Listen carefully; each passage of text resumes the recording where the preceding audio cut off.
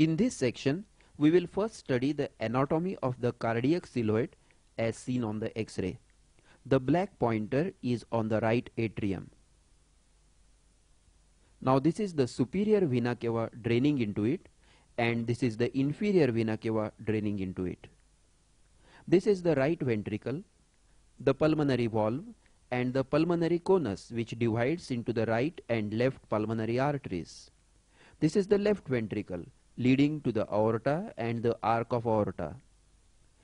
And this is a small projection of the left atrium laterally. The right border is formed by the right atrium in the heart region and by the superior vena cava above. A small portion of the inferior vena cava may be seen at the lower end. On the left side, the aortic knuckle forms the prominent convexity at the upper end. Below it is a smaller, less prominent convexity occupied by the pulmonary conus. From here, the left heart border starts. A small upper portion is covered by left atrial appendage, and the rest of the heart border is formed by the left ventricle. To revise, right border is a continuous structure, superior vena cava, right atrium and inferior vena cava.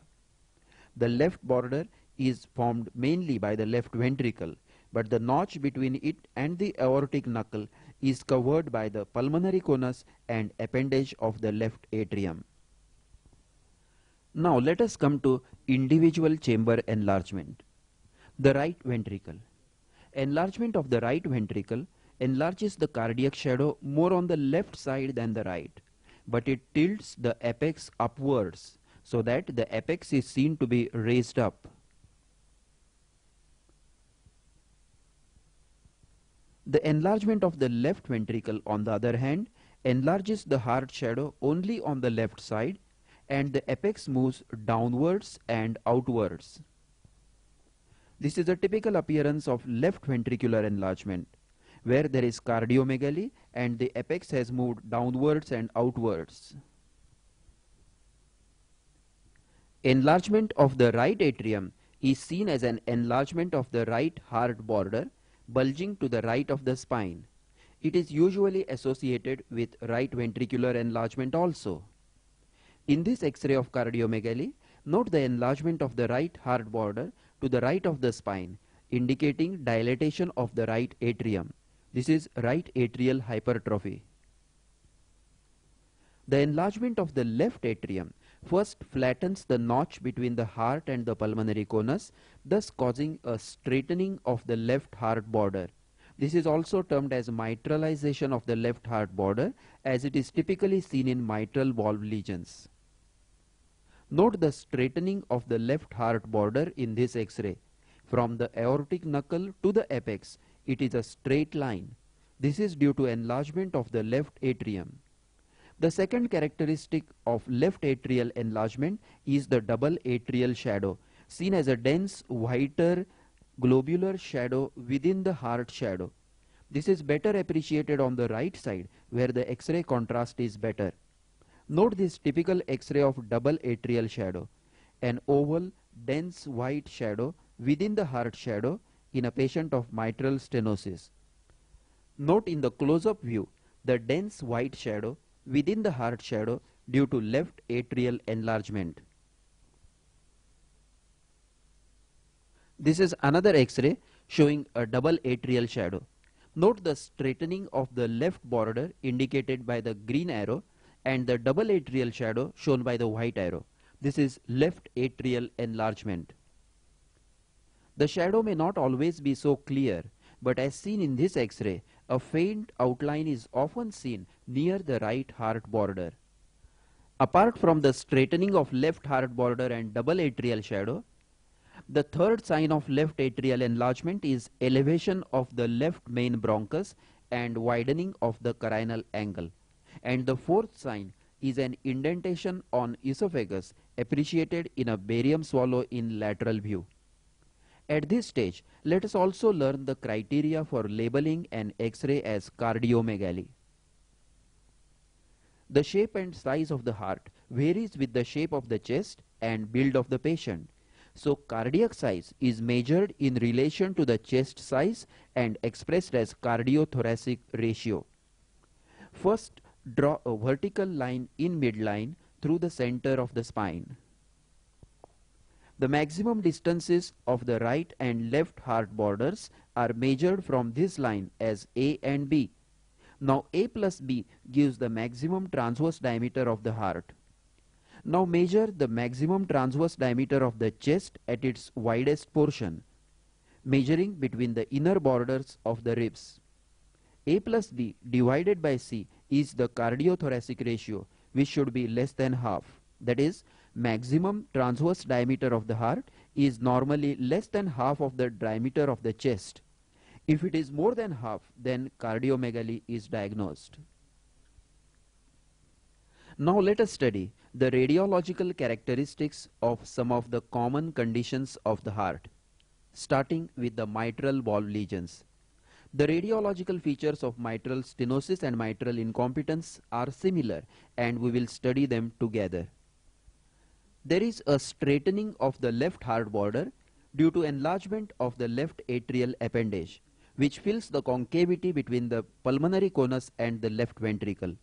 This is also termed as mitralization of the left heart border. The other signs of left atrial enlargement will also be seen. That is the double atrial shadow shown here by the white arrow and elevation of the left bronchus. Secondly, there is enlargement of the left ventricle causing cardiomegaly. That is, the cardiothoracic ratio is more than half. The cardiomegaly is proportional to the degree of mitral incompetence and duration of the lesion, and the apex is displaced downwards and outwards. As pulmonary hypertension develops, there is enlargement of the pulmonary conus and the heart border becomes straight up to the aortic knuckle. As you can see here, the pulmonary artery shadow may even become convex and bulge out. With the development of pulmonary hypertension, the upper lobe vessels, which are normally barely seen, become prominent and are seen as branching opacities from the hilum upwards, while the lower lobe vessels, shown here by the red arrow, become less prominent due to vasoconstriction. This is termed as antler sign or inverted moustache sign. With further increase in the pulmonary hypertension, interstitial edema will appear. So thin hair-like lymphatic lines, that is curly B lines in the costophrenic angle and curly A lines in the upper zone will be seen. And the hilar vessel markings will become blurred due to perivascular edema termed as hilar haze. In severe disease, pulmonary edema appears with scattered patchy opacities in the mid zones and lower zones, giving a bat swing appearance. The edema is usually more on the right side. Note the typical patchy opacities of pulmonary edema. This is another X-ray showing a cardiomegaly with pulmonary edema. Note the patchy consolidation more on the right side with fluid in the transverse fissure shown by the blue arrow. This is pulmonary edema. When congestive cardiac failure develops, there is usually an enlargement of the right atrium and ventricle causing a bulging of the cardiac silhouette on the right side as shown by the green arrow. The upper mediastinal shadow looks widened due to dilatation of the superior vena cava shown by the blue arrow. And the right dome of diaphragm may be elevated due to congestive hepatomegaly. In pure mitral regurgitation, the right atrium is so dilated that it forms a distinct convexity on the left border of the heart, and this, with the dilated right ventricle, gives a pentagonal shape to the heart. This is pentagonal heart in mitral regurgitation. Aortic valve disease. Aortic stenosis alone usually does not cause significant dilatation of the heart chambers except at a late stage with congestive failure. However, in many cases, calcification of the aortic valve is seen. Note the site of the aortic valve in the diagram. Aortic incompetence causes marked dilatation of the left ventricle with cardiomegaly in outward and downward direction. Note the typical left ventricular enlargement in this case of aortic incompetence. In contrast to the mitral heart, this X-ray shows no left atrial prominence and there is a pure left ventricular enlargement carrying the apex downwards and outwards.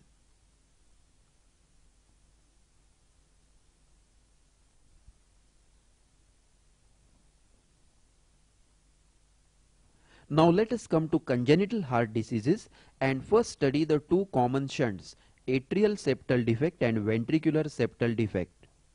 Whenever there is a left to right shunt, the pulmonary artery is very prominent at the hilum and its peripheral branches are seen clearly, that is the vascular markings are seen clearly up to the periphery of the lung field. This generalized prominence of the pulmonary vasculature due to increased pulmonary blood flow is termed as shunt vascularity or pulmonary plethora. If the chest is observed on fluoroscopy, the pulsations of the pulmonary artery are seen prominently, termed as a hilar dance. This hilar dance is another feature of a left to right shunt. So whenever shunt vascularity is seen, that is a prominent pulmonary artery, prominent vascular markings up to the periphery of the lungs, and hilar dance on screening, we know that a left to right shunt exists. In atrial septal defect, the X-ray may be normal if the defect is small. Later, the heart shadow shows right atrial and right ventricular enlargement. In ventricular septal defect, the heart shadow shows a left ventricular enlargement with very prominent pulmonary conus. With a small defect, X-ray may be normal. Note here the prominent pulmonary conus in ventricular septal defect. In tetralogy of Fallot, the heart has a characteristic shape likened to a Dutch shoe, termed as a boot-shaped heart. The apex, shown by the red arrow, is lifted up due to right ventricular enlargement. The pulmonary conus, shown by the vertical green arrow, is concave or shallow as there is pulmonary stenosis. And overall pulmonary vascular shadows are reduced, that is pulmonary oligemia. In this X-ray, note the typical boot-shaped heart with apex lifted upwards and a concave pulmonary conus shown by the green arrow. This X-ray shows the aortic knuckle on the left side, but in 25% of the patients of tetralogy of Fallot, the aortic arc is on the right side. In coarctation of aorta, the left border of the aortic knuckle and descending aorta may show the classic 3 sign if the coarctation is situated on the descending part of the arc of aorta. It is the site of coarctation itself with pre and post stenotic dilatations above and below. The heart shows left ventricular hypertrophy seen as cardiomegaly with apex displaced downwards and outwards. And in long-standing cases, the 3rd to 9th ribs show notching of the inferior border of the ribs in their posterolateral aspects. Note in close-up view the notching of the inferior border of the ribs in this case of coarctation of aorta. This notching is due to the dilated posterior intercostal arteries. In this X-ray, rib notching is present only on the right side, which means that the coarctation is proximal to the origin of the left subclavian artery. Note the wide and dilated aortic knuckle.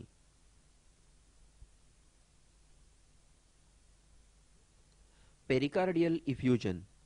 A pericardial effusion is detected on plain X-ray only when 150 to 200 ml of fluid is collected in the pericardial cavity. The heart shadow is enlarged and all the notches are blunted out, giving a smooth flask-like appearance termed as a leather bottle heart. The heart border is very sharp as the movements of the heart pulsation are blunted by the fluid, but the cardiophrenic angles are sharp and acute, unlike left ventricular hypertrophy. The cardiomegaly is massive with large amount of fluid collected in the pericardial cavity. Now see this X-ray with a massive pericardial effusion. Note the globular or leather bottle heart. Note the sharp and stenciled heart border. Note that both cardiophrenic angles are acute. Compare the obtuse left cardiophrenic angle in left ventricular hypertrophy with the acute left cardiophrenic angle in pericardial effusion.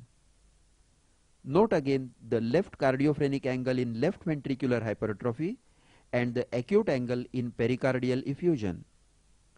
This is another X-ray showing a large pericardial effusion. Note the typical flask shape, sharp stenciled hard borders, blunting of all notches, acute cardiophrenic angles, and reduced pulmonary vascular shadows. In this X-ray, note the thin rim of calcification along the left heart border. This is pericardial calcification. Pericardial calcification suggests constrictive pericarditis where there is no significant cardiomegaly but patchy calcification of the pericardium. Dextrocardia. When the main cardiac shadow lies to the right of the midline, dextrocardia should be suspected, provided that there is no significant lung lesion pushing or pulling the heart to the right side. In this X-ray, note that the heart shadow on the right is an absolute mirror image of a normal heart. This is dextrocardia. The apex of the heart is on the right side and the aortic knuckle is seen on the right side. Of course, one must be certain that the X-ray is correctly labeled. If the mark R is mistakenly put on the left side of the X-ray plate, a wrong diagnosis of dextrocardia may be made. So if in doubt, a clinical correlation and fluoroscopy should be done to confirm the diagnosis. In this child, there is dextrocardia with the apex on the right side and aortic knuckle on the right side. Now note that the air in the stomach and intestines is located on the right side with the liver shadow on the left. This is situs invertus where all abdominal organs are also on opposite side. This is another case of situs invertus.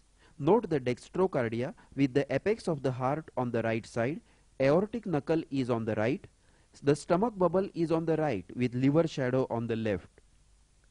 Now observe the lower lung fields. Note the patchy opacities and tiny cystic areas in the medial portion of the lower lobes suggesting bronchiectasis. Clinically, the patient had copious expectoration. This is Cartaginer syndrome, dextrocardia with situs invertus with bronchiectasis. So, in a case of dextrocardia, first check that the X-ray is correctly labeled. Confirm that the aortic knuckle is on the right. If the aorta is on the left, then it is not dextrocardia, but a normal heart pulled to the right by a lung pathology. Then check the stomach air bubble and liver. If they have changed their positions, then it is situs invertus. If situs invertus be present, look for changes of bronchiectasis in the lung fields. Now we will study some more X-rays. This X-ray shows, number 1, marked left atrial dilatation which is presenting as a convexity on the left heart border. Number 2, left ventricular enlargement with downward and outward displacement of the apex, a picture consistent with mitral regurgitation. Number 3, prominent upper zone vessels suggesting pulmonary hypertension. And number 4, patchy opacities on the right side due to pulmonary edema.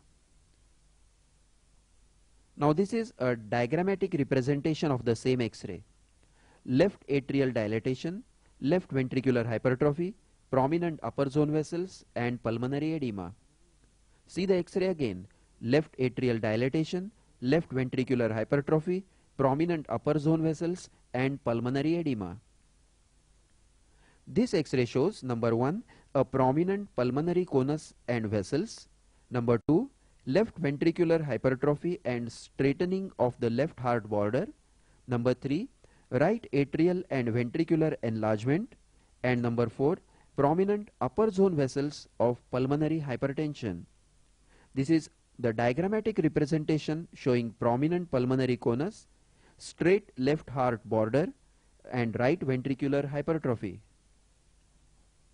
In this X-ray, the blue vertical arrow points to the prominent upper zone vessels. The left heart border is straight and shows left ventricular hypertrophy.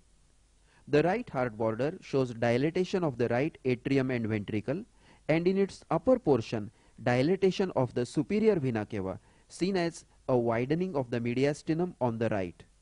Dilatation of superior vena cava is a sign of right heart failure.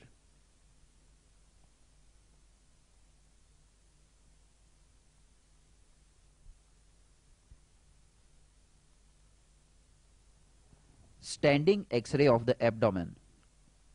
A standing X-ray of the abdomen is asked for in patients with acute abdominal pain and is of great diagnostic value in detecting perforative peritonitis and intestinal obstruction. The characteristic feature of an intestinal perforation is presence of free gas under diaphragm, and the picture of intestinal obstruction is of multiple air fluid levels. Gas under diaphragm.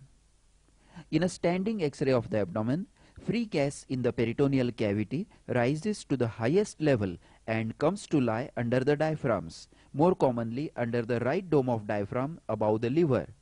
Note the crescent-shaped black, that is radiolucent shadow of gas under the right diaphragm, shown by the red arrow.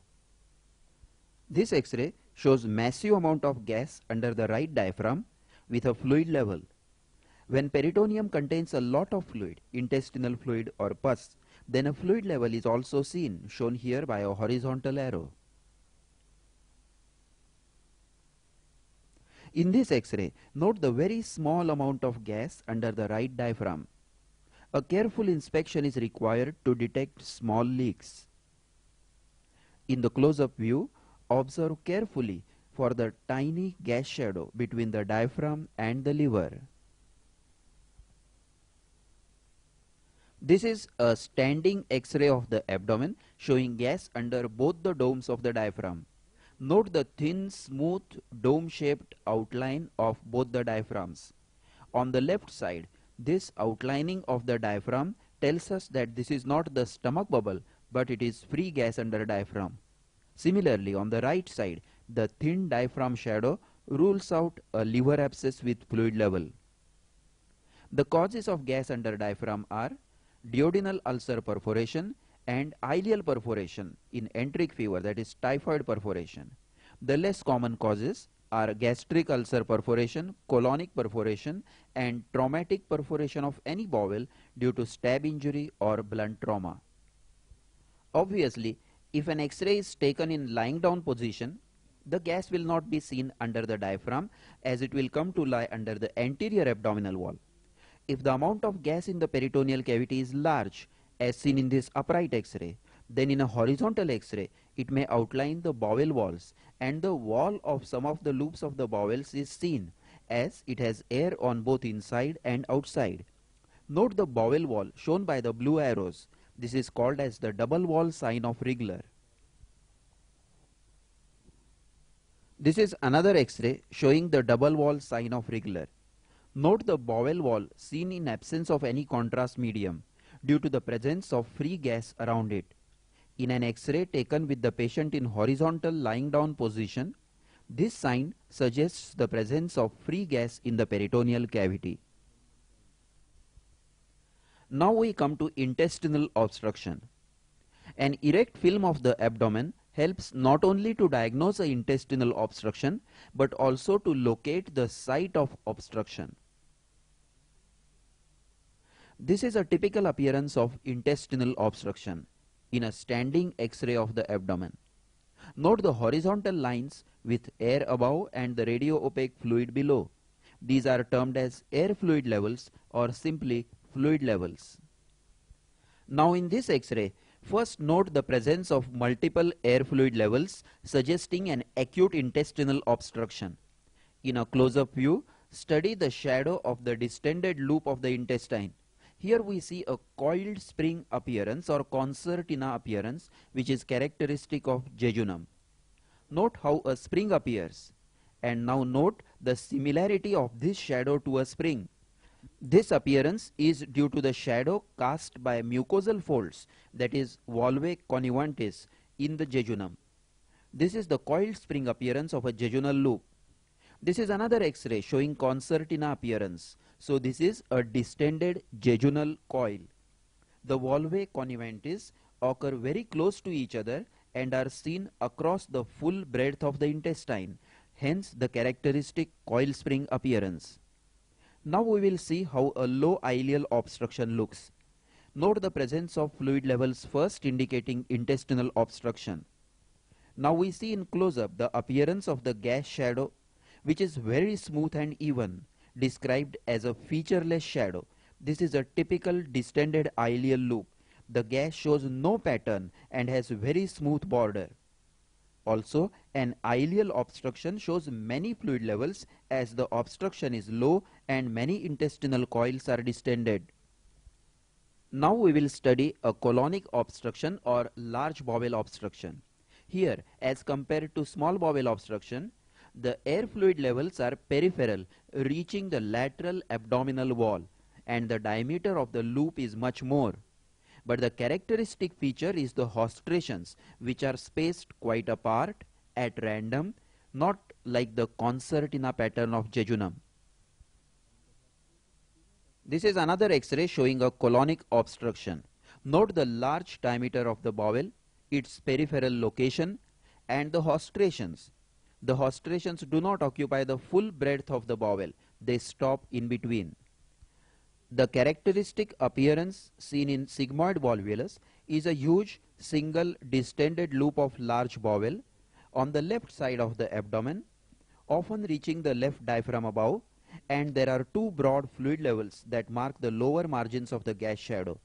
This was an early case that did not have fluid margins. But now we have a diagrammatic representation of what a typical sigmoid volvulus looks like. A large, broad, distended loop of sigmoid colon with two broad fluid levels. Another typical shadow seen in intestinal obstruction is of a duodenal obstruction in the second part of duodenum. Note the two bubbles with fluid levels seen in this X-ray. The red arrow points to the stomach bubble and the blue arrow points to the duodenal bubble. The patient had obstruction in the second part of the duodenum. The large X-ray shows that there is no other gas shadow in the rest of the abdomen, and the barium marks the huge distended stomach which is reaching the pelvis. This is the double bubble sign of duodenal obstruction. It will also be seen in an infant with duodenal atresia.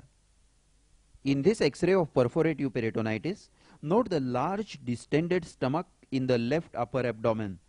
This is an abnormally large stomach in acute dilatation of the stomach. It usually contains a large fluid level when in erect position. Now note this fluid level on the right side of the abdomen shown by the vertical blue arrow. It is in the liver tissue. Note the gap between the diaphragm and the air. It is away from the diaphragm, so it cannot be a subphrenic abscess. This is a fluid level in an amoebic liver abscess. Before the advent of ultrasonography, it was a standard practice to introduce some air after aspirating an amoebic liver abscess, so that on subsequent follow-up, the size of the abscess cavity is seen on plain standing X-ray of the abdomen. This is another X-ray showing a fluid level in an amoebic liver abscess. Note that its upper border does not match with the diaphragm, and that it is entirely within the liver shadow. Also, it does not extend along the full width of the diaphragm. In comparison, now see this subphrenic abscess following a duodenal ulcer perforation. The blue arrow points to the diaphragm. The air and fluid is loculated between the diaphragm and the liver. Note that the upper border of the air is nothing but the diaphragm. Liver border may or may not be seen depending on the amount of air. But if there is a subphrenic abscess without air in it, air fluid level will not be seen, and the only finding will be a raised hemidiaphragm. Note the raised right diaphragm in this X-ray. A definite diagnosis of subphrenic abscess is not possible on this X-ray. A subpulmonic effusion or a paralyzed hemidiaphragm will give a similar appearance of raised hemidiaphragm. Invertogram. When a child is born with an imperforate anus, an invertogram is taken to define the lowermost point of the rectum. An invertogram is a standing X-ray of the abdomen with baby inverted. The baby is held inverted for 5 minutes so that the gas in the colon comes to lie in the most distal part of the rectum. A radio-opaque marker may be placed on the anal dimple and then a lateral film is taken. If the rectum lies above the pubococcygeal line, a line drawn from the lower border of pubis to coccyx marked P and C in this X-ray, then it is a high or supralevator type of imperforate anus. In this X-ray, the gas shadow extends distal to the pubococcygeal line. Now, if the rectum reaches below the lowest point of ossified ischium, then it is a low type or infralevator type of imperforate anus. This one is a low type of imperforate anus. In this invertogram, the gas shadow of the rectum has ended above the pubococcygeal line. Note the vast distance between the anal marker and the gas shadow. This is a high or supralevator type of imperforate anus. Note that the gas shadow ends above the pubococcygeal line.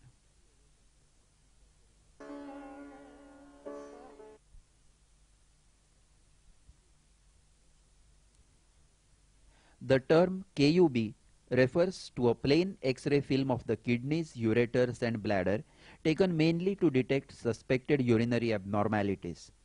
It is taken after adequate preparation to avoid intestinal gas shadows and artifacts. A 2-day course of activated charcoal and enzyme preparations to absorb the gases is followed by a mild laxative on the previous night, and the X-ray is taken on empty stomach in the morning. Now let us study how to read a KUB systematically. First, inspect the renal shadows shown here by the stars.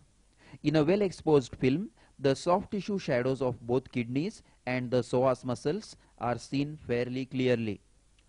Note the size of the kidneys and look for radio-opaque shadow of a stone within the renal shadows.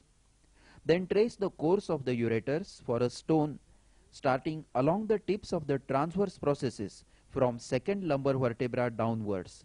Then in front of the sacroiliac joints down to the ischial spine, where the ureters turn medially to enter the bladder. Then inspect the bladder shadow. The bladder is seen as a faint soft tissue shadow. In a KUB, the lower border of the bladder is along the upper border of the pubic rami. Lastly, inspect the prostatic urethra seen through the symphysis pubis. As a routine, look around at the pelvis, both hip joints and lumbosacral spine for any bony abnormality and for any other abnormal shadow. Don't miss this step just because you found a stone. More than 85% of the urinary calculi are radio-opaque and are seen on a plain X-ray KUB. The rarer radiolucent calculi are invisible on plain X-ray and can be detected on IVP or by ultrasonography. This is a solitary stone in the right kidney. Such a dense shadow with stippled border is characteristic of calcium oxalate stones. The shape of the stone suggests that it is lying in the renal pelvis. This X-ray shows multiple renal stones on the right side. The larger stone shown by the arrow is in the renal pelvis and the 4 smaller stones are occupying the calyces. Now observe the soft tissue shadows of both the kidneys. The right kidney is larger, probably due to hydronephrosis. Renal calculi, especially phosphatic calculi, get molded into the shape of the cavity where they lie. Note in this X-ray that the stone has assumed the shape of the pelvis and calyces. This is the characteristic staghorn calculus. The red arrow points to the pelviureteric junction and the vertical arrow points to the upper and lower calyces. This X-ray shows a staghorn calculus on both the sides. The right stone is much larger and shows the shape of the dilated pelvis and calyces. If the stones form in a large cavity or hydronephrotic sac, then they are often multiple, round and smooth and get collected near the bottom of the sac. In the close-up view, see the multiple stones collected at the bottom of a hydronephrotic sac shown by the arrow. This X-ray shows a large number of small, smooth and rounded stones termed as sago stones. They are formed in a hydronephrotic sac. Sometimes, in conditions of hypercalcemia like hyperparathyroidism, multiple myeloma or hypervitaminosis D, the entire renal parenchyma gets filled with small rounded calcified opacities. So on X-ray, we see extensive calcifications in the shape of the kidneys. This condition is termed as nephrocalcinosis. In this X-ray, we are seeing a horseshoe-shaped kidney with nephrocalcinosis. In sharp contrast with a staghorn calculus, nephrocalcinosis may not show any stone in the pelvic calyceal system, but it fills the renal parenchyma. A stone in the upper calyx of right kidney overlies the gallbladder in an antero-posterior projection, and hence it has to be differentiated from a radio-opaque gallstone. Take an lateral X-ray of the abdomen. A renal stone overlies the vertebrae while a gallstone is much anterior to the vertebral column. This one was a gallstone. In this lateral X-ray, the renal stones of this patient are seen to overlap the vertebral body. If a stone lies anterior to the vertebral bodies, it is unlikely to be a renal stone. Ureteric stones. The pelviureteric junction is somewhere around the tip of the transverse process of second lumbar vertebra on the left side and slightly higher on the right side. From there, the ureter descends along the tips of the transverse processes across the sacroiliac joint up to the ischial spine, where it turns medially to enter the bladder. Ureteric stones will be seen along this course. Note this stone in the upper third of the right ureter. It is lying opposite the transverse process of the third lumbar vertebra and has the characteristic vertically oblong shape of a ureteric stone. Now here we see a stone in the middle third of the left ureter. There is a vertical radio-opaque shadow just below the transverse process of the fifth lumbar vertebra. The vertical oblong shape is typical and it is lying along the course of the ureter. In this X-ray, there is a radio-opaque shadow at a very similar position opposite fifth lumbar vertebra on the right side, but has an irregular shape. It may not be a ureteric stone, but may be a calcified lymph node. The shape must also be considered in the diagnosis of a ureteric stone. This is another X-ray showing a ureteric stone at L3-4 level. It is in the anatomical course of the ureter and has a vertically oblong shape. This is a stone in the lower third of the left ureter. It is between the sacroiliac joint and the ischial spine. A little below this level, the ureter will turn medially to enter the bladder. This is a ureteric stone at the lower end of the right ureter. Any shadow below this level is unlikely to be a ureteric stone. Let me once again trace the course of the ureters in pelvis from the front of the sacroiliac joints to ischial spine and then medially.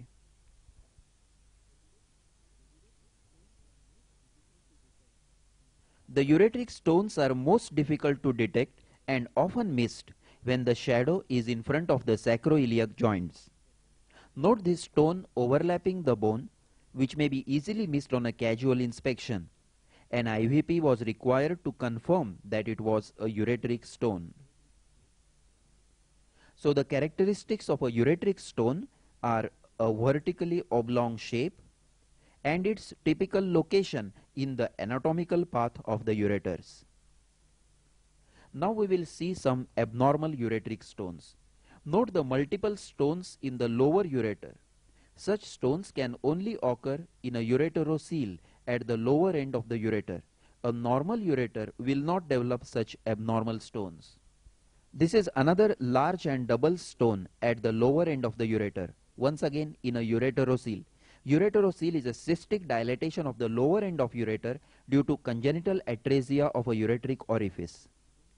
In this X-ray, the red arrow points to a cigar-shaped stone in the lower ureter with two more stones in the bladder. This was a case of neurogenic bladder. To conclude, there has to be a structural anomaly or obstruction for such multiple and abnormal stones to develop.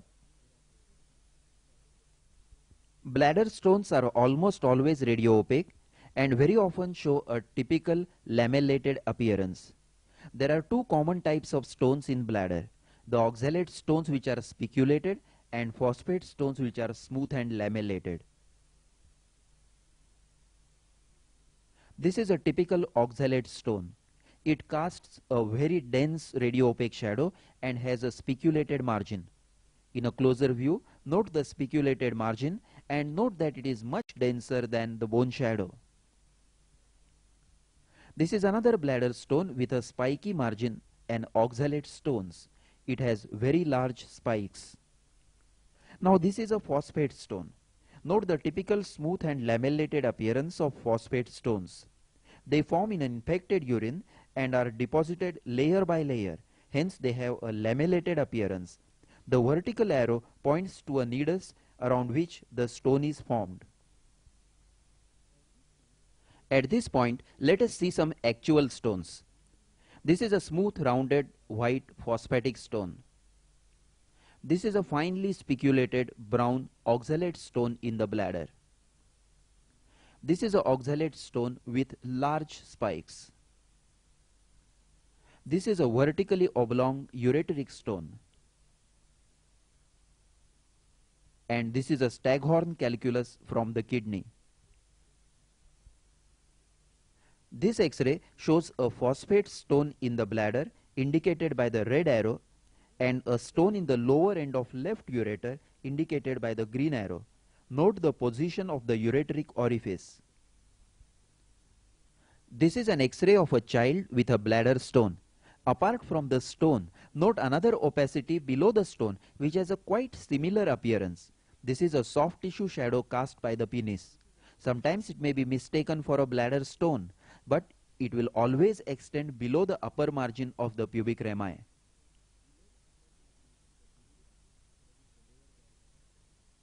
This is an X-ray KUB shown here to demonstrate the importance of taking a separate bladder plate.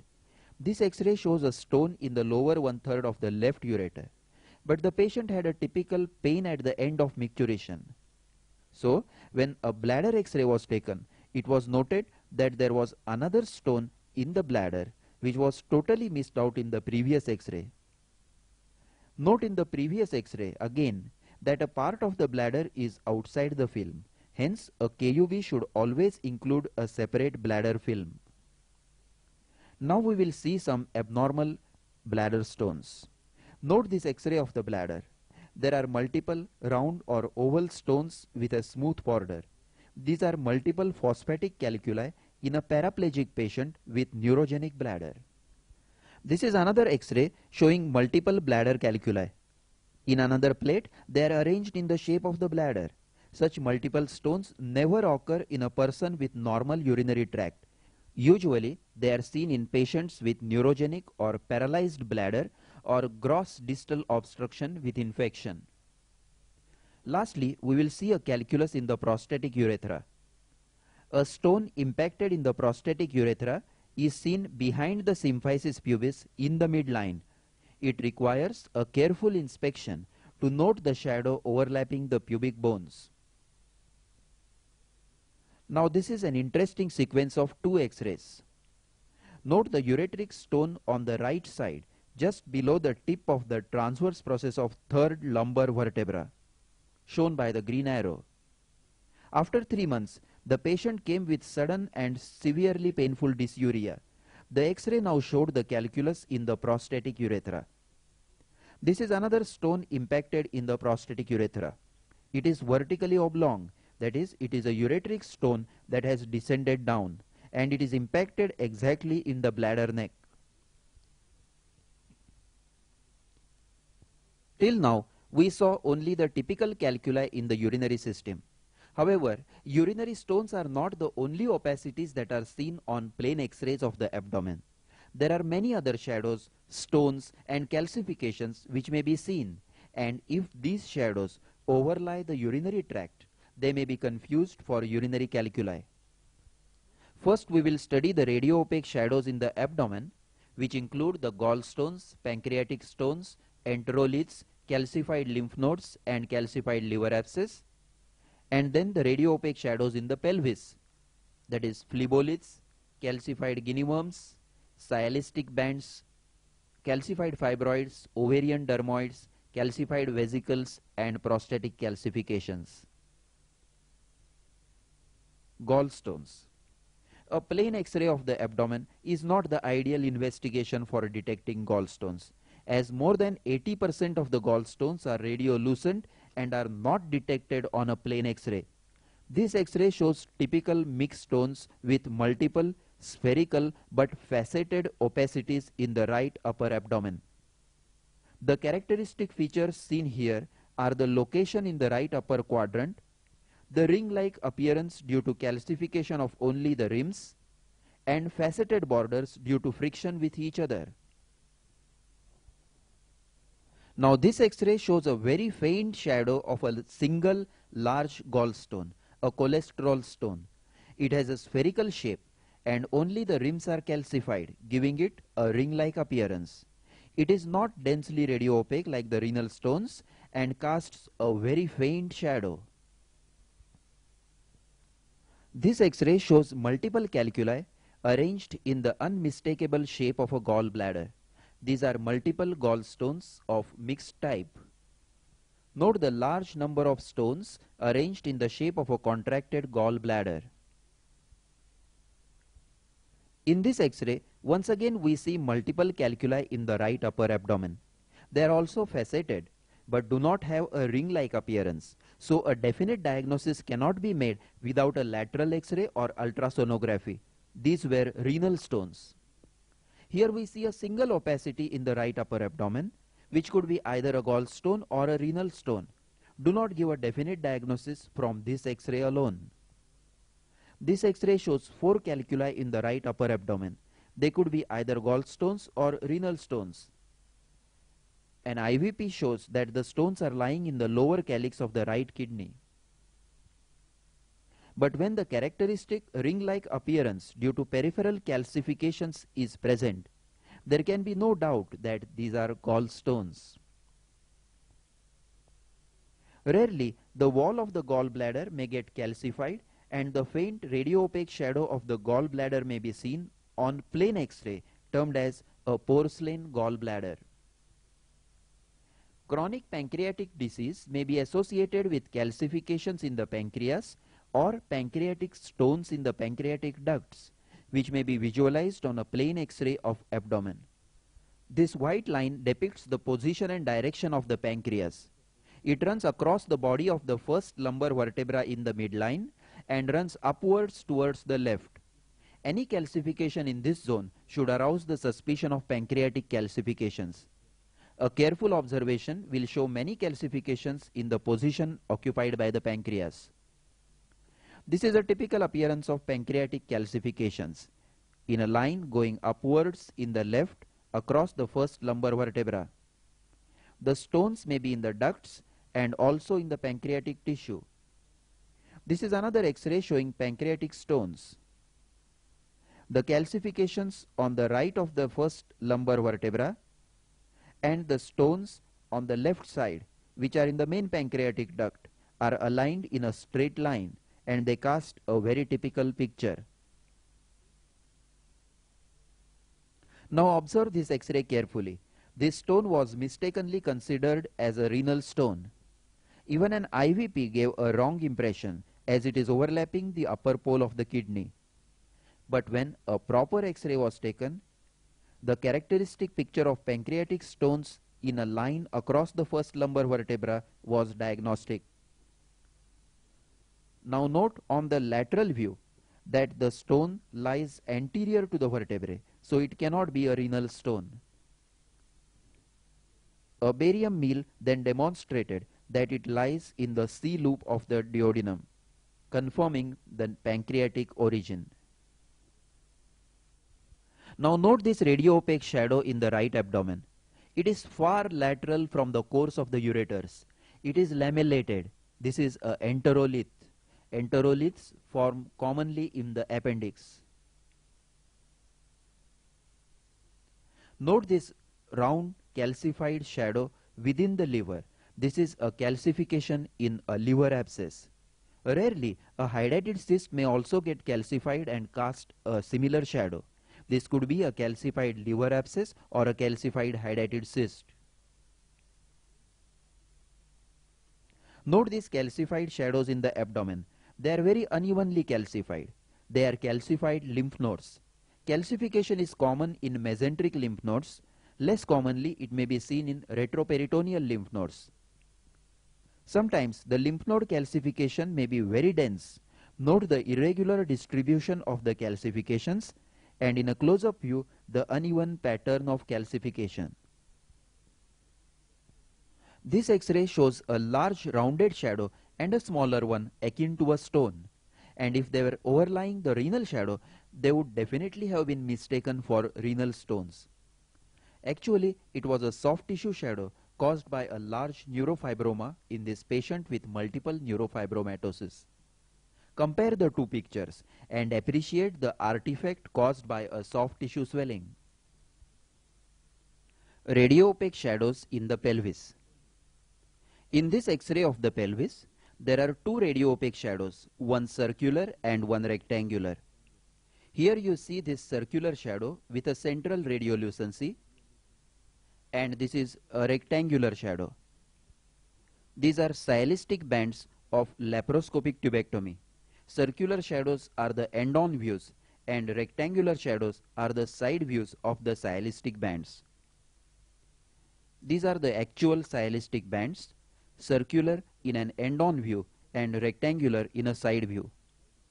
This is another X-ray showing stylistic bands of laparoscopic tubectomy. Note their characteristic circular shape. And if you observe closely, the central hole can be made out. A very common radio opacity in the pelvis is phleboliths.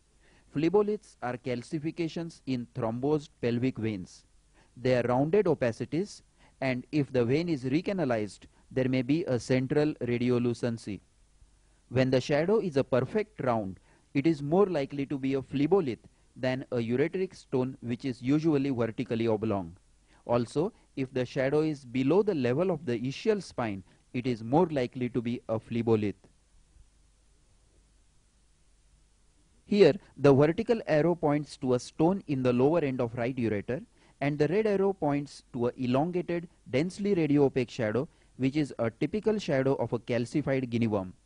IVP shows that it is outside the bladder, and this X-ray shows that there is another similar shadow in the subcutaneous tissues of the thighs, a calcified guinea worm. Note this characteristic calcification. It is a large round calcified mass, and note the position at the level of the pelvic brim posteriorly. This is a typical shadow of a calcified fibroid.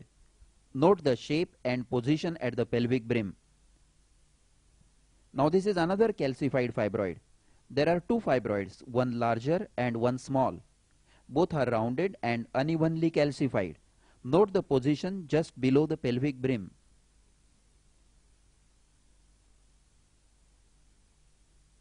This is another X-ray showing a calcified fibroid. It is a round, irregularly calcified mass just below the pelvic brim. This is another female patient showing an odd radio-opaque shadow within the pelvis. A closer inspection shows that it looks like two teeth. In fact, they are teeth. This is a dermoid cyst of the ovary containing teeth. You can also see stylistic bands of laparoscopic tubectomy shown by the vertical green arrows. But that's an incidental finding. Note the teeth in an ovarian dermoid. This is another case of an ovarian dermoid. Note the tooth shown by the vertical green arrow and the cyst wall shown by the small red arrow. A dermoid may also show bone formation and cartilage which cast a shadow on the plain X-ray. The close view shows some calcification around the tooth, in this case of ovarian dermoid. This X-ray shows calcified spots behind the left pubic bone. These are calcifications in the prostate. This black zone is the area where prostate is located. Any calcification in this zone should make you think of prostatic calcification. The prostate may contain prostatic calculi or may be calcified in a tuberculous affection of the gland. This X-ray shows calcification just above the symphysis pubis, that is above the base of the bladder, but the shape is typical of a middle lobe of prostate. So these are calcifications in an enlarged middle lobe which is protruding into the bladder. The blue arrow points to a perfectly round opacity much below the level of the ureter. It is a phlebolith. There are two more phleboliths on the left side, as you can now see below the left ischial spine.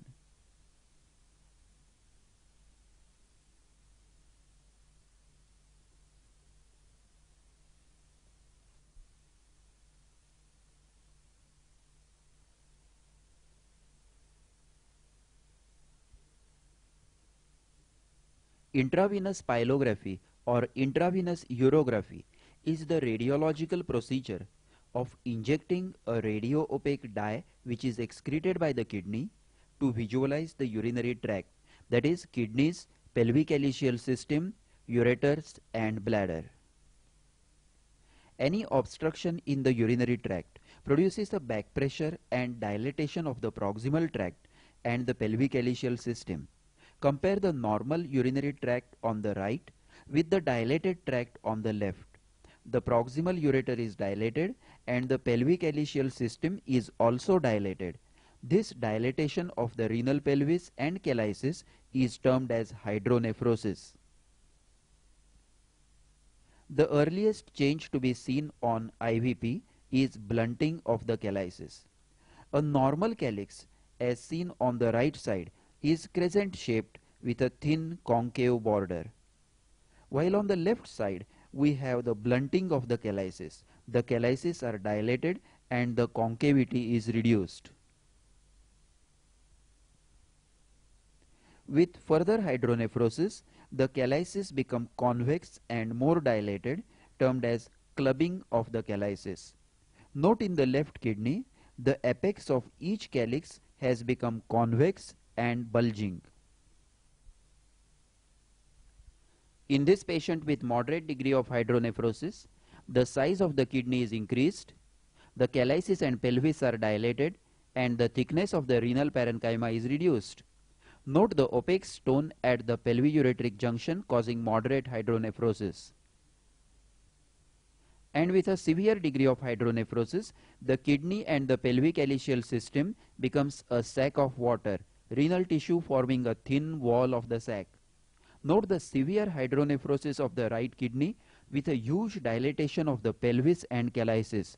Incidentally, the left ureter shows a stone but without hydronephrosis. The hydronephrosis may be due to a stone impacted at the pelviureteric junction or a congenital pelviureteric junction obstruction. In this X-ray, note the stone at the pelviureteric junction causing mild degree of hydronephrosis. In the close-up view, note the stone marked S and the arrow pointing to the convexity or clubbing of the calyces. If there is no visible stone, then it is more likely to be a congenital PU junction obstruction, often due to aberrant lower polar vessel pressing on the PU junction or congenital stenosis. This IVP shows right PU junction obstruction. The pelvis is typically extrarenal, large and redundant. Note the sudden narrowing to a normal ureter at the pelviureteric junction shown by the arrow. This is a typical congenital pelviureteric junction obstruction. This is another PU junction obstruction showing a very huge hydronephrosis. Hydronephrosis with undistended ureter is the characteristic of PU junction obstruction.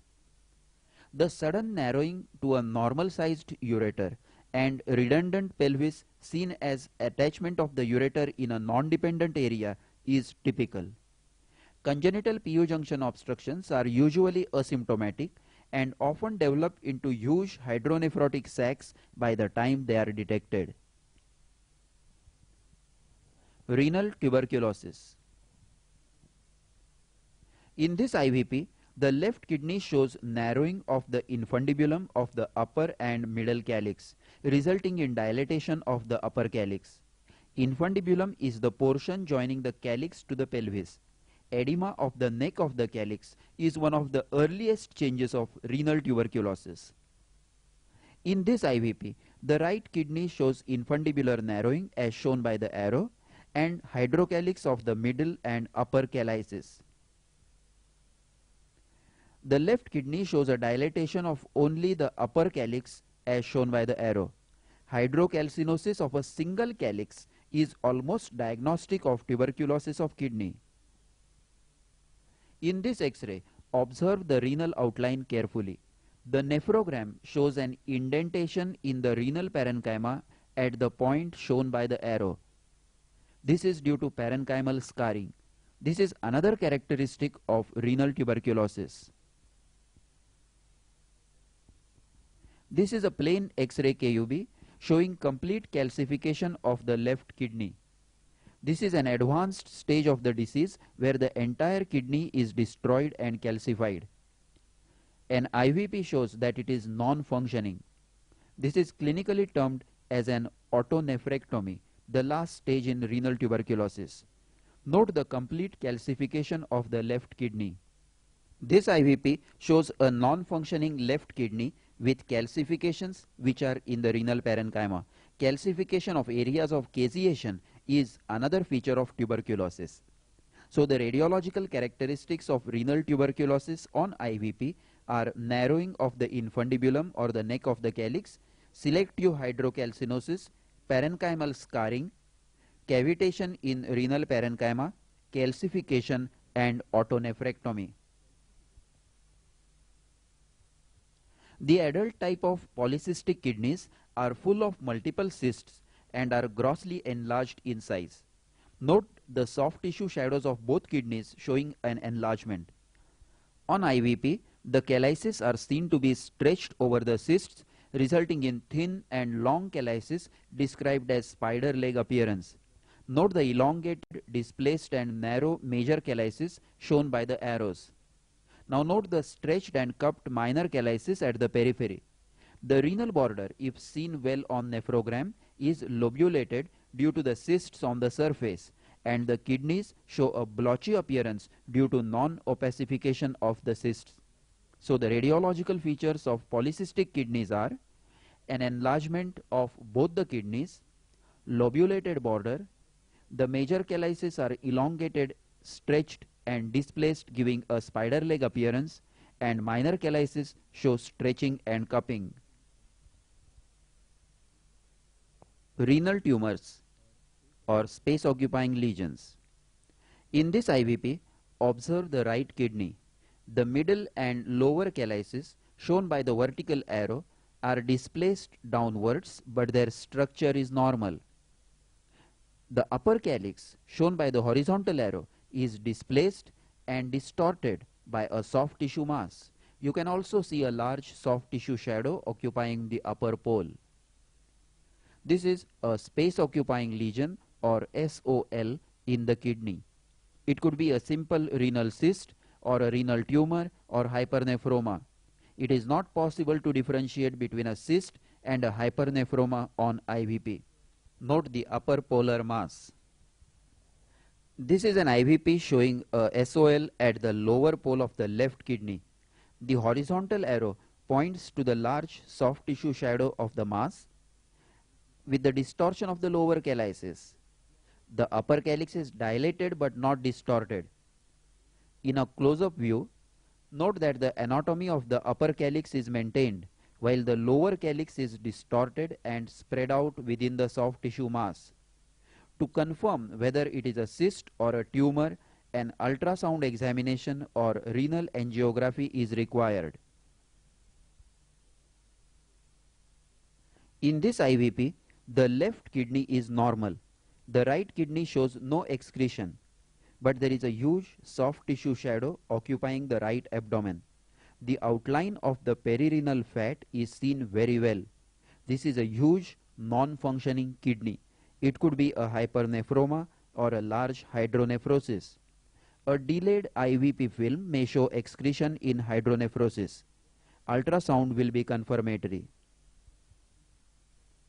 This IVP shows a normal left kidney and a large soft tissue mass on the right side.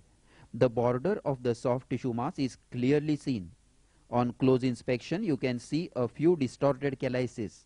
So this is a hypernephroma. But since no normal calyx is seen, it is not possible to say whether it is arising from the upper pole or the lower pole. This is a plain X-ray of a 2-year-old child. Note the large soft tissue shadow of the left kidney, which also shows calcified areas shown by the blue arrow. Now on IVP, note that there is a large mass at the upper pole which is displacing and distorting the middle and lower calyces, which are shown by the green arrow. The calyces are stretched, elongated and displaced medially. This is a Wilms tumor in a child. This is an IVP of a 4-year-old child. The right kidney is normal. The left kidney shows a soft tissue mass at the upper pole which is displacing and distorting the upper and middle calyces. The lower calyx, shown by the blue arrow, is displaced down but normal. Note the soft tissue mass and the distorted upper calyx. This is a case of Wilms tumor of the upper pole of the left kidney. So the radiological features of a renal tumor are a space-occupying soft tissue shadow at the upper or lower pole and displacement and distortion of the calyces. Now we will see some congenital anomalies of the kidneys. Horseshoe kidney. This IVP shows a typical horseshoe kidney. The kidneys are situated very close to the spine and at a lower level than usual. Also, the lower poles are closer than the upper poles, that is, the direction of the axis of the kidneys is also changed. Now coming to the pelvis, it is rotated and ureters are seen to be coming out from the lateral side.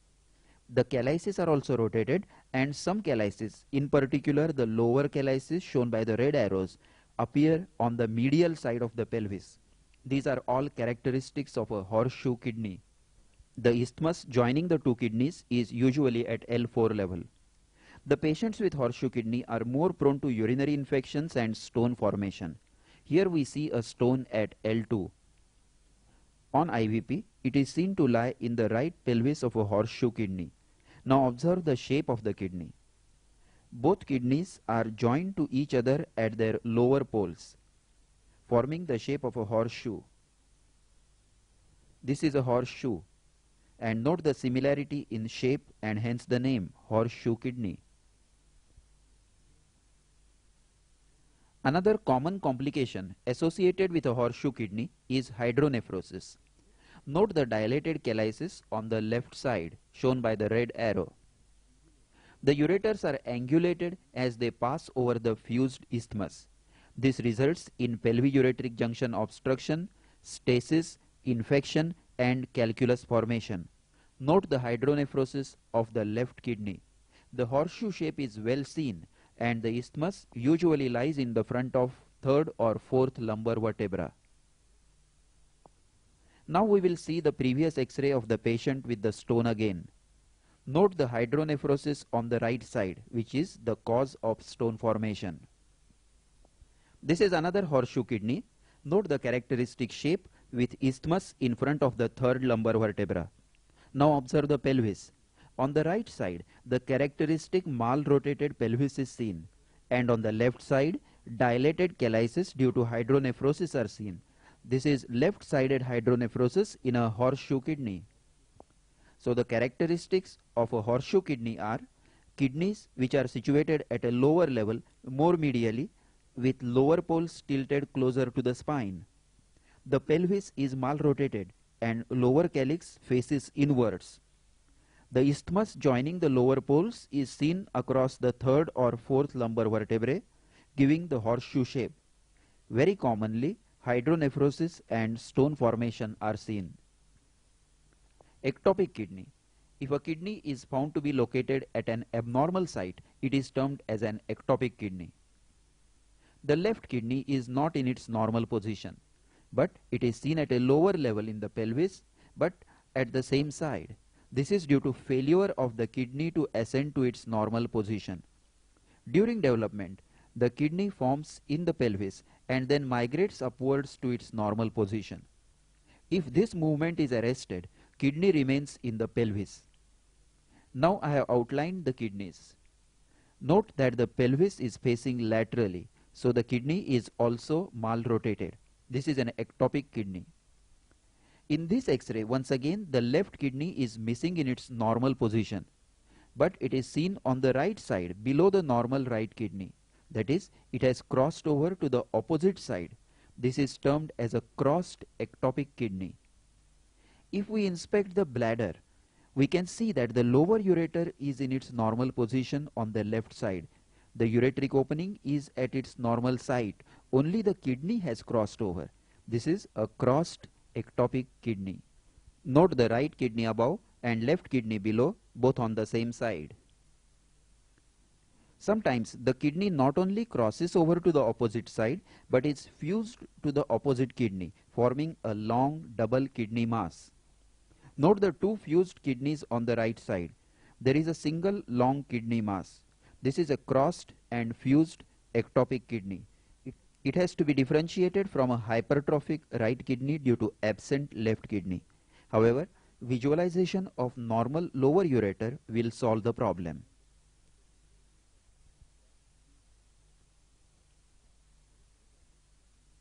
This is another case of crossed fused ectopic kidneys. Note that the left kidney is absent from its normal position, while on the right side there are two pelvic ileal systems with the left kidney fused to the lower pole of the right kidney. This is a case of crossed unfused ectopic kidney. The left kidney is lying in the right lower abdomen. Note the two separate kidneys and ureters. The left ureter then crosses over to open normally in the bladder. Another common congenital anomaly is double pelvis and double ureter. In this IVP, note the emergence of two ureters from the right kidney. The ureter lying medially drains the upper calyx separately, while the other ureter drains the middle and lower calyces. This is a double renal pelvis and ureter. The ureters will usually join in the lower thirds before reaching the bladder, and they open through a single ureteric opening, but sometimes they may enter the bladder separately. In this IVP, the left kidney shows a double pelvis, but the ureter is single. Upper calyx has a separate pelvis, and the middle and lower calyces have an independent pelvis. This is a double pelvis with single ureter. This is another IVP showing left kidney with double pelvis and double ureter. As we trace the ureters down, they join to form a single ureter at the lower end. In this IVP, the lower portion of the left ureter appears dilated. Note the lower end of the left ureter. It is dilated and gives a characteristic cobra head appearance. This is a ureterocele. A ureterocele occurs due to congenital atresia of the ureteric orifice with cystic enlargement of the intramural portion of the ureter.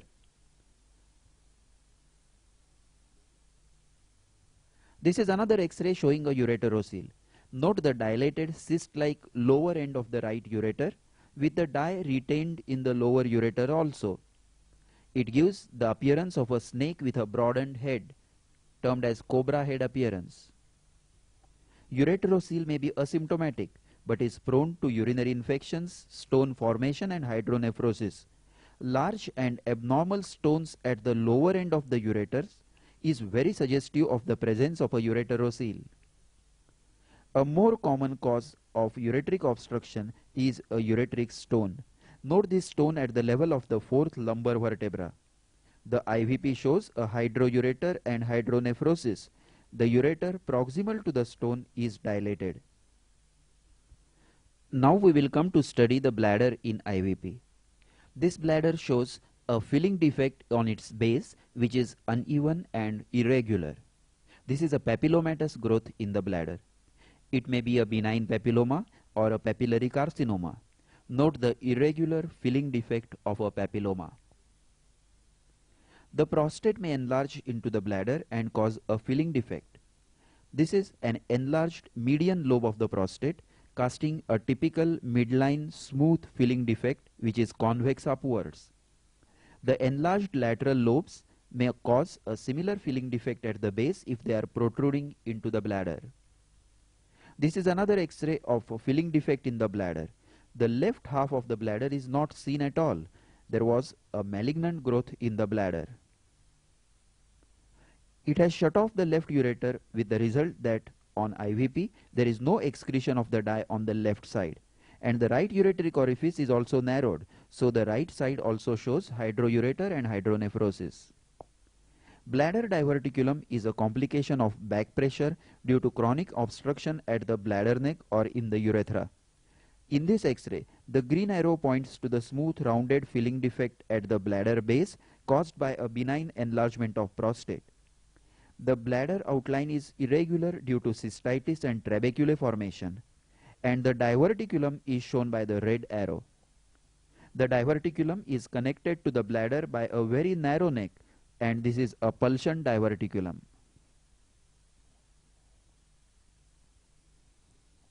This X-ray shows a bladder diverticulum that is as big as the bladder. The blue arrow points to the narrow connection between the bladder and the diverticulum. A diverticulum is prone to develop infection and stone formation. In this X-ray, the green arrow points to the urinary bladder, which is showing changes of chronic cystitis, that is irregular border, while the blue arrow points to a diverticulum.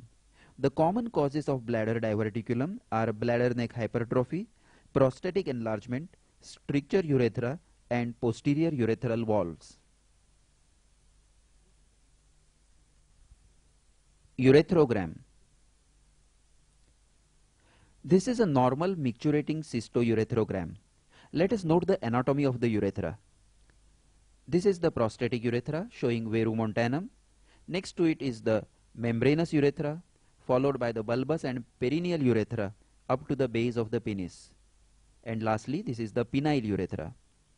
Many a times, the dye enters and displays Cowper's glands, especially when there is a distal obstruction. This urethrogram shows a short stricture at the bulbo-membranous junction. This urethrogram shows a stricture in the perineal urethra. This urethrogram shows a stricture at the base of the penis, that is at the pinobulbar junction. It is a short segment stricture. A stricture may be affecting a small segment of the urethra or a long segment of the urethra. This is a short segment stricture affecting a very small segment. This is a long segment stricture of the urethra affecting a longer segment. So, after identifying the stricture, you must note the length of the stricture. This is a micturating cystourethrogram showing a short segment stricture of the pinobulbar junction with dilatation of the proximal urethra. Posterior urethral valves. In the micturating cystourethrogram of this child, note that the bladder is grossly distended and the urine flow is obstructed at the lower end of the prostatic urethra. The prostatic urethra is dilated and elongated and ends abruptly with a convex lower border, which is bulging downwards. This is a classical appearance of posterior urethral valves, the commonest and most severe form of obstructive uropathy in infants. This is another micturating cystourethrogram in a child. Note the dilated prostatic urethra with a sharp convex lower border. In this view, the red arrow points to a bladder diverticulum which is formed due to a back pressure. This is another typical picture of posterior urethral valves, but here the back pressure is passed on to the ureters by associated vesico-ureteric reflux. Note in this micturating cystourethrogram the retrograde filling of bilateral hydronephrosis and hydroureters. This is another X-ray showing posterior urethral valves, a dilated prostatic urethra, and a large bladder with two diverticuli, and also bilateral hydroureter and hydronephrosis.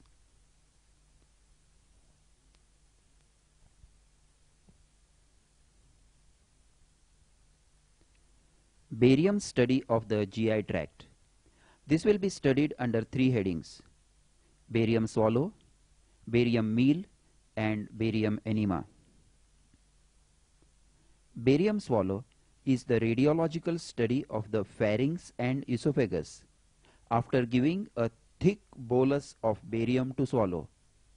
In this X-ray, we can see the obstruction to the passage of the barium by a mass in the esophagus.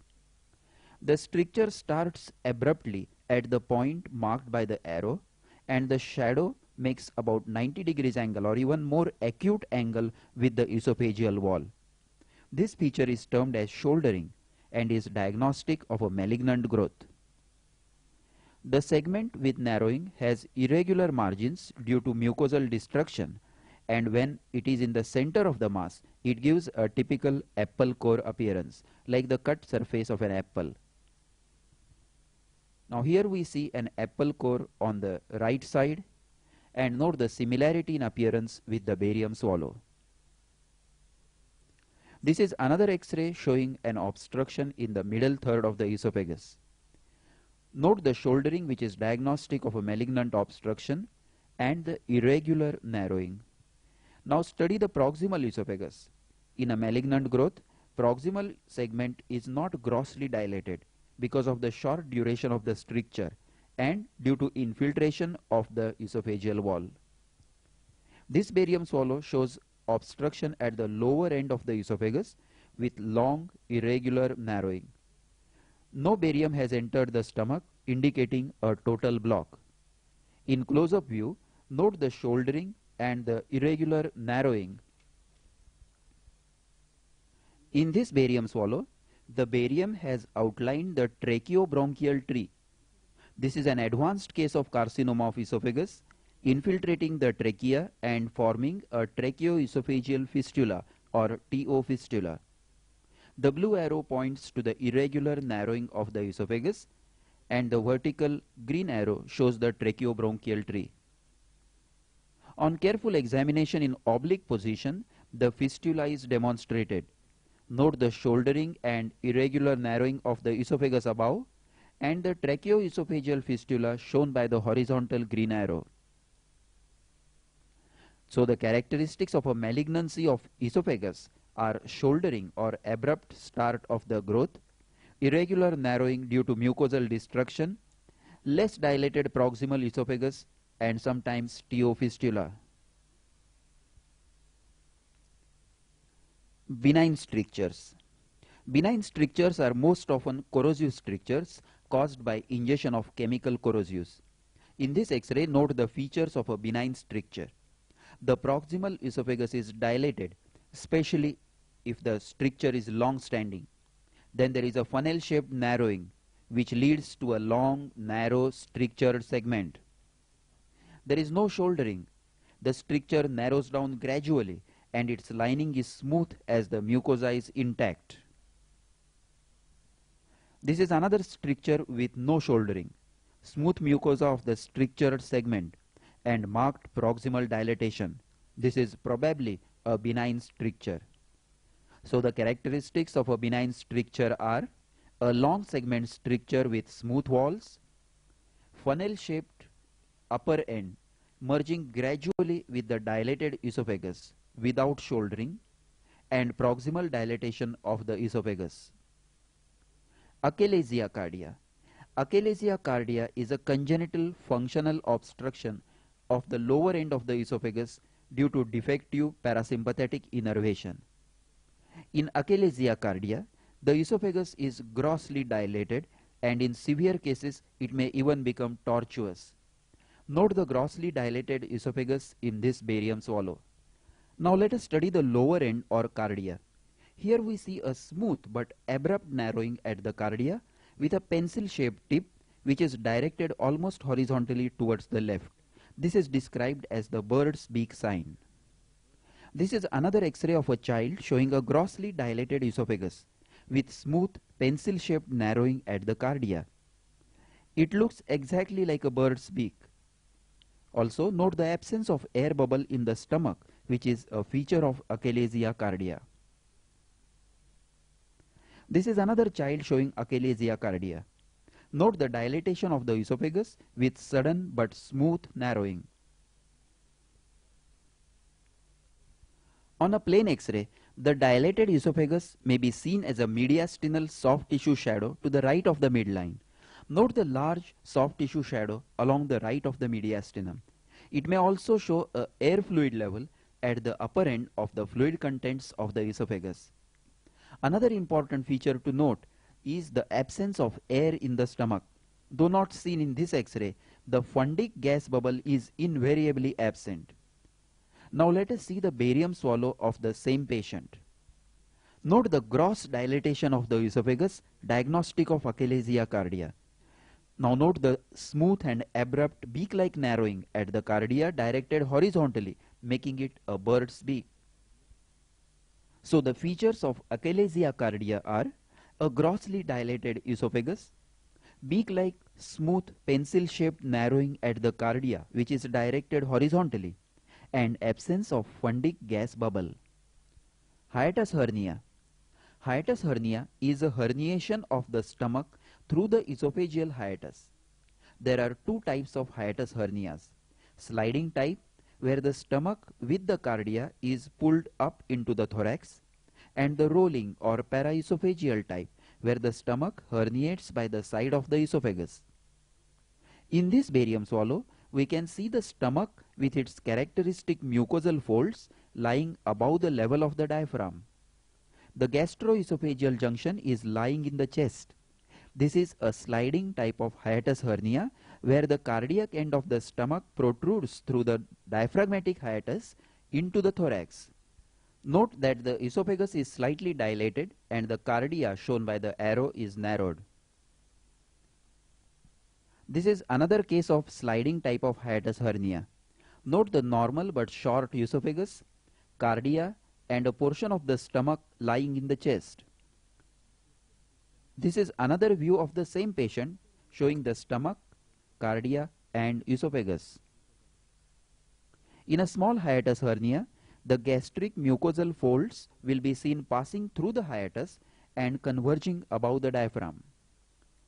The sliding type of hiatus hernia is associated with gastroesophageal reflux, and repeated attacks of reflux esophagitis in the long run result in a stricture at the cardia.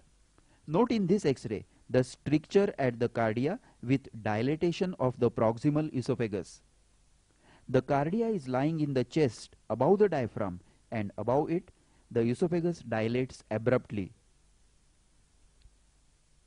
In a rolling type of hiatus hernia or paraesophageal hernia, there is no gastroesophageal reflux as cardia remains in the abdomen, but the fundus of the stomach rolls up by the side of the esophagus and comes to lie in the thorax.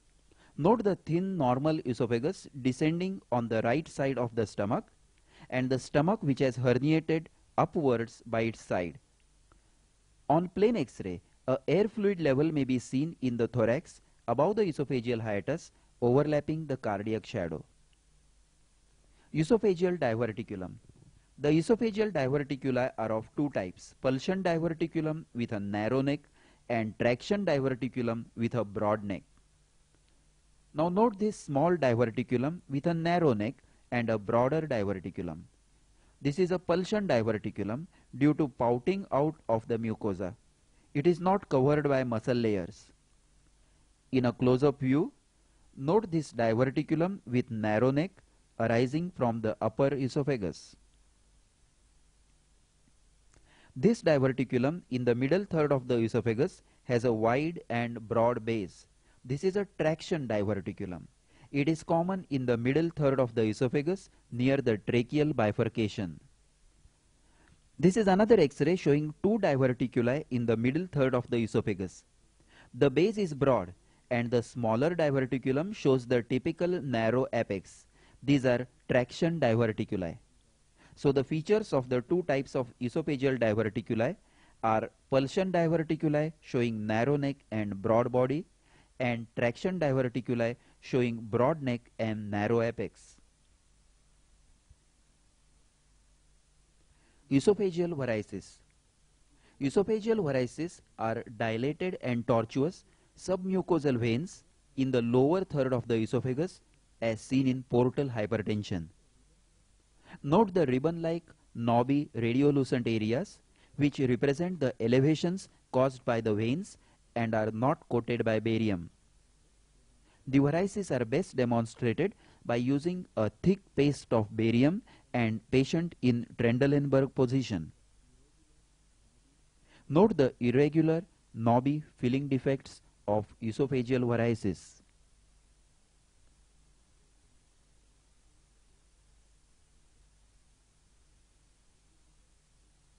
This is another barium swallow showing the lower third of the esophagus with elongated radiolucent filling defects caused by tortuous veins. In this X-ray we can see more clearly the long dilated and tortuous veins seen as ribbon-like radiolucencies.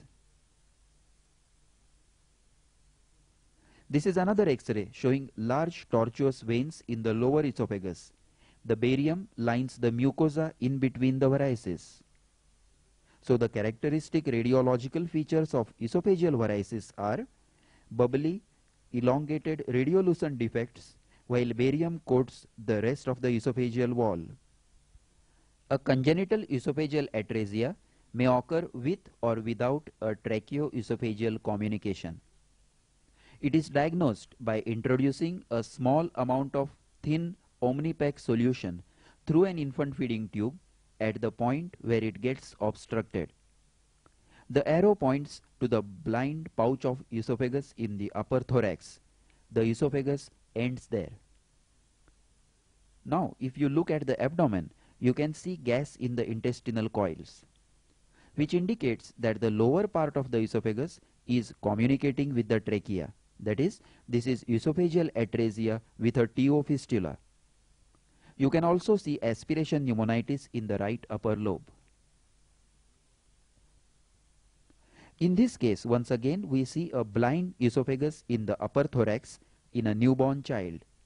The abdomen, however, shows no gas shadows. It means that there is no communication between the lower esophagus and the trachea. So this is esophageal atresia without tracheoesophageal communication. This is X-ray of another child showing a blind esophagus. You can see the infant feeding tube and the blind convex lower end of the esophagus. The abdomen shows gas in the intestines. So this is esophageal atresia with a tracheoesophageal fistula. So the radiological features of esophageal atresia are a blind esophagus and presence of gas in the stomach and intestines if there is a tracheoesophageal fistula. Esophagus is a very common site for lodging of swallowed foreign bodies, especially in children who accidentally swallow coins, pins, rings and practically anything swallowable. Note this ring in the upper end of the esophagus. It could also be lying in the trachea. A lateral view will show whether it is lying in the trachea or esophagus. It clearly shows the radiolucent shadow of the trachea lying anteriorly, and the ring is in the esophagus between the trachea and the vertebral column. Here we see a coin in the upper third of the esophagus. To confirm its position in the esophagus, observe the lateral X-ray carefully. The horizontal red arrow points to the air in the trachea lying anterior to the coin. So the coin is in the esophagus.